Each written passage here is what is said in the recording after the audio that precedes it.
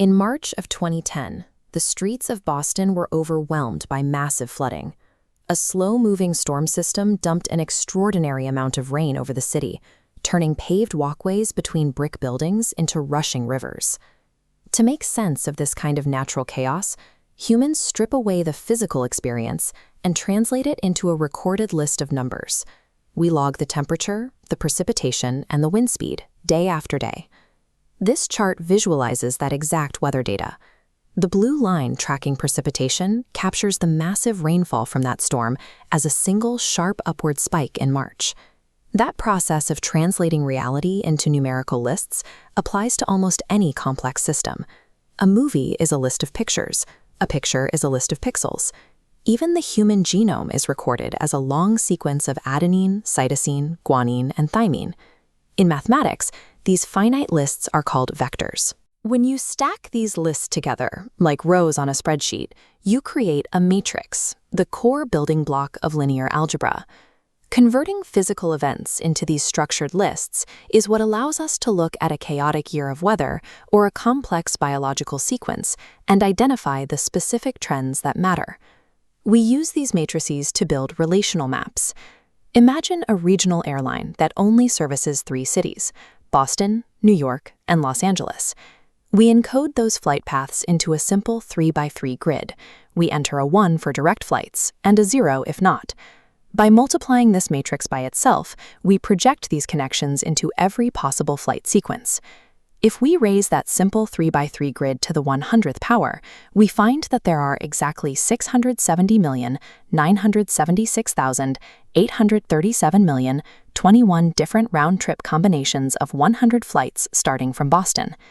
The airline example shows how a simple grid can serve as a powerful engine. By iterating through mathematical operations, we can use the matrix to simulate vast networks of physical movement that would be impossible to track by hand. However, the physical world is rarely as deterministic as a flight schedule. It is noisy, prone to accidents, and filled with unpredictable variations. This is where probability comes in, starting with a concept called a random variable. This isn't a mysterious algebraic x to be solved for. It's simply a function that quantifies the properties of our observations. Once we quantify those observations, tools like Bayes' rule allow us to mathematically update our beliefs. If we know the probability of a nighttime car accident, we can adjust our certainty the moment we receive new data about a specific incident. There is a cost to this clarity. When we use linear algebra to model this data, like drawing a rigid line of best fit through a scatter plot, we are actively fading away the anomalies and the noise that define the real world. If we misjudge that noise, forcefully applying the central limit theorem to a system that doesn't follow a normal distribution, the entire mathematical model shatters. Reducing reality to a lower resolution mathematical map is an unavoidable compromise. We accept the loss of some individual details in order to gain predictive power over the larger system. Accepting this mathematical compromise yields immense technological power in the modern world. Consider how an MRI scanner works. It relies on a system of linear equations to measure how hydrogen atoms absorb and emit energy, translating the physical tissue of the human body into a clear diagnostic image.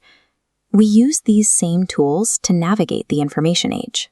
When Larry Page and Sergey Brin built Google, they used probability and linear algebra to organize the World Wide Web. Their PageRank algorithm treats the entire web as one massive, normalized Markov matrix. It maps authority by tracking the connections from one node to another, calculating the probability that a user will land on any given page.